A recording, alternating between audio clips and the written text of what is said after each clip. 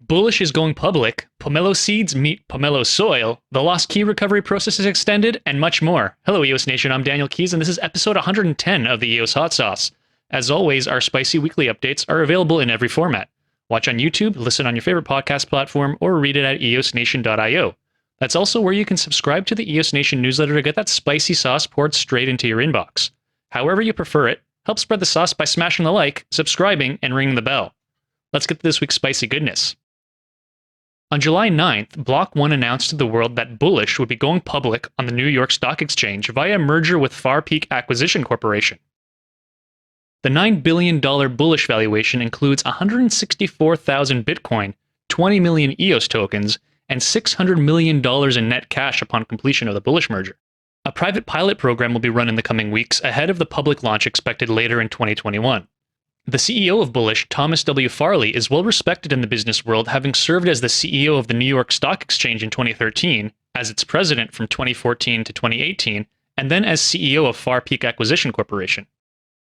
The Bullish Twitter account sprung into action by publishing a series of 7 tweets presenting their official press release and an exciting 18-minute video that features the Bullish CEO Thomas Farley and Bullish chairman Brendan Bloomer explaining their vision for the next generation Bullish exchange, including spicy quotes such as these.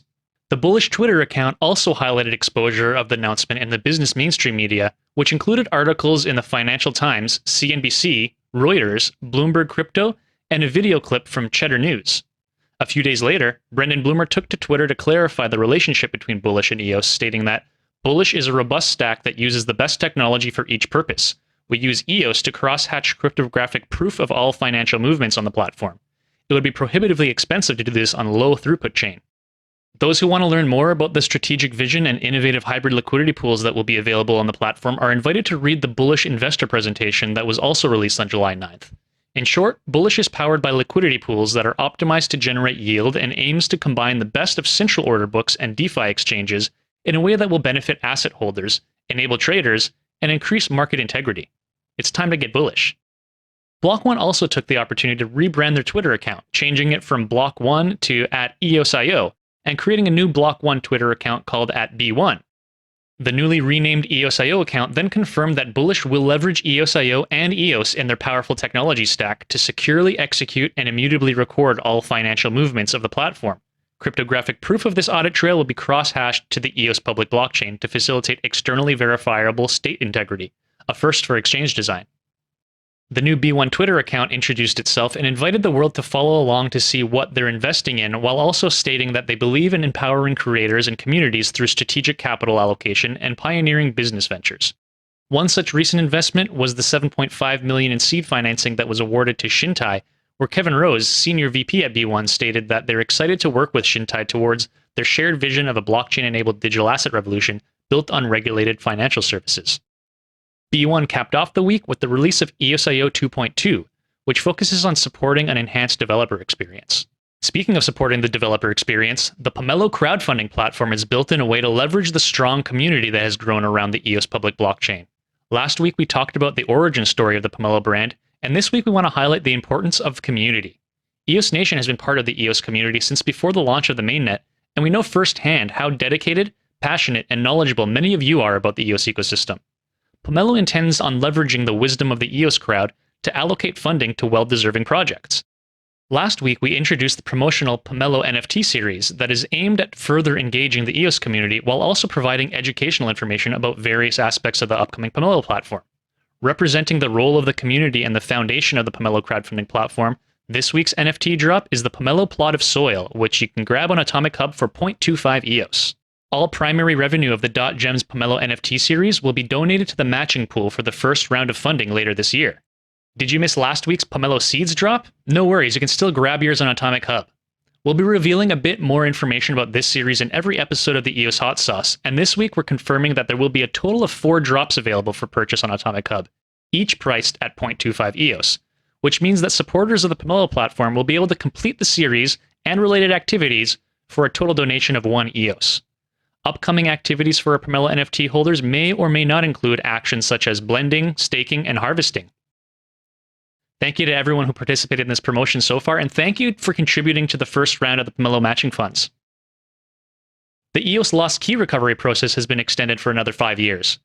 Substantial demand led the GenerEOS team to propose a multi-sig to the top 21 block producers to execute this extension. Did you know that on average, the lost key recovery process was still used by 6 users per day? After reviewing the proposal by GenerEOS, EOS Nation was happy to support the extension and sign the multi-sig. 15 block producers approved this proposal, which has now been executed. EOS token holders who lost their EOS Genesis keys, but still have access to the corresponding Ethereum keys, can once again recover the Genesis accounts. If you want to learn more about how to recover lost Genesis EOS account, head on over to EOS Authority website to learn more. DeFi Box, the #1 EOS-based DeFi platform, is celebrating its first birthday on July 21st. To commemorate this anniversary, DeFi Box hosted a quiz competition on its Telegram channel from July 12th to July 16th. This was announced via the official Twitter handle, with the Reddit post confirming a reward pool of 500 USDN, equal to 500 USD. This gave many users a chance to earn a variety of rewards daily while also getting informed about all the things DeFi Box. Congratulations to DeFi Box for a very successful first year, and we look forward to another year of lightning fast and practically feeless DeFi transactions on EOS. Moving on now to the city of Upland, where users can mint properties mapped to real addresses in the EOS-based blockchain metaverse.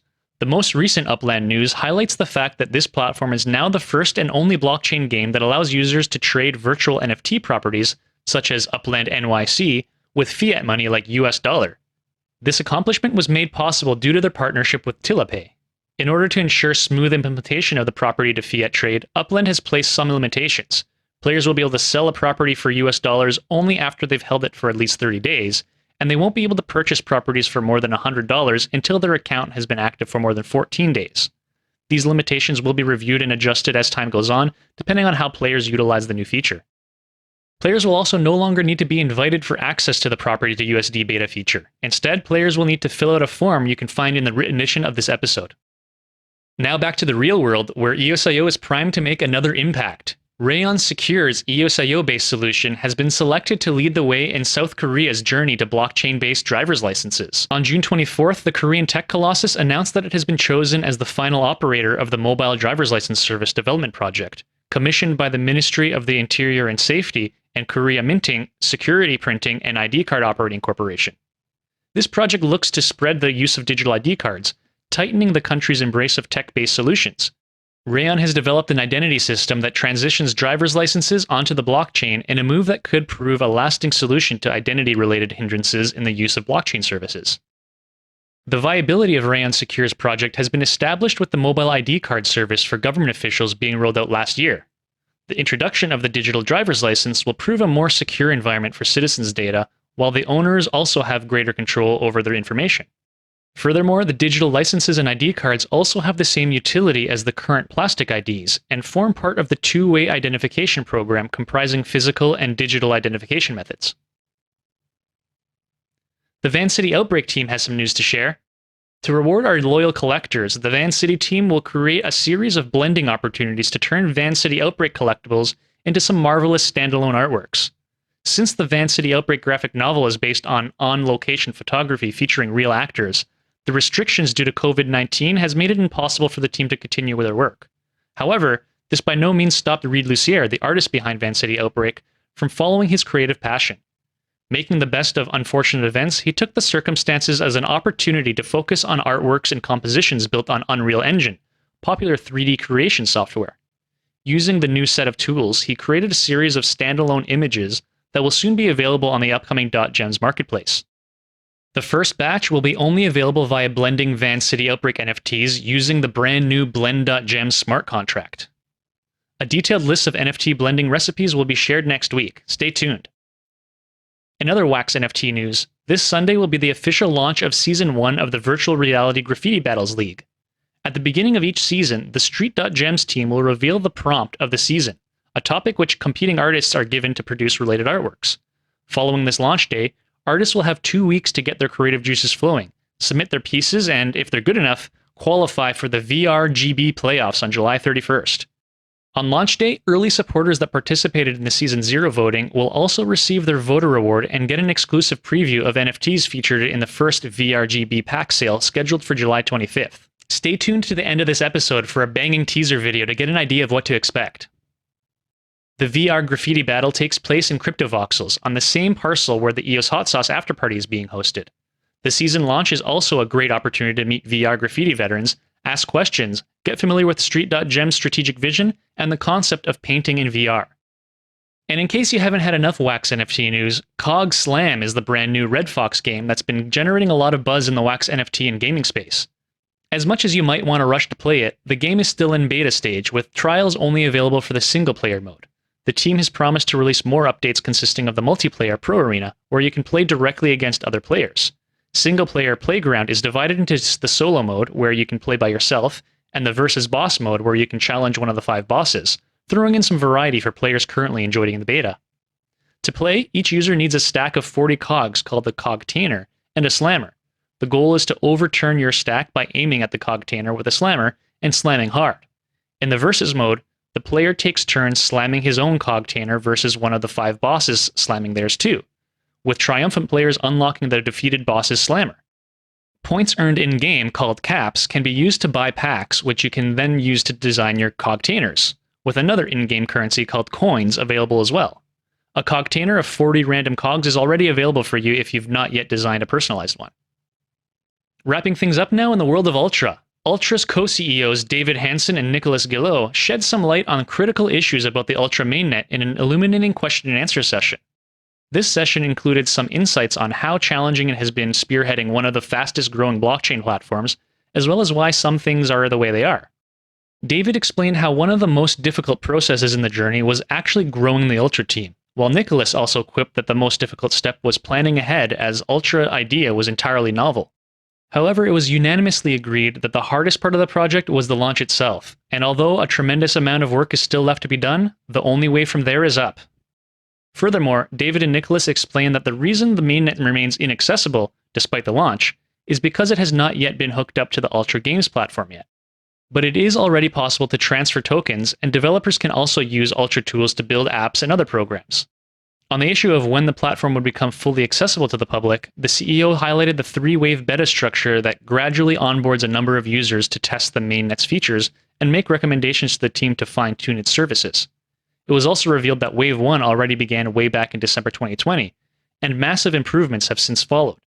Access to the Ultra wallet will be granted later in July after the launch of the wallet-only client. Wave 2 and Wave 3 will follow, and then open beta will be open to everyone.